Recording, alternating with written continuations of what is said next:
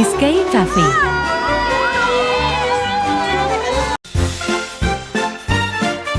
Nah sahabat, sekarang Kay sudah berada di Sky Cafe Kota Bandar Lampung. Ini ada Dinda sebagai putri anak Indonesia Lampung. Di sini ada putri batik Cilik, Gila.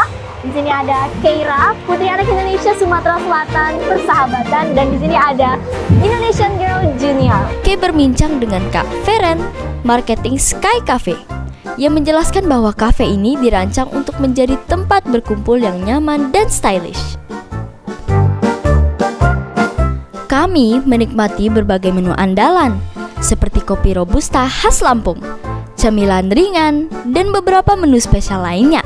Pemandangan malam dari Sky Cafe sangat memukau, memberikan kesan mendalam untuk perjalanan Kay di Bandar Lampung.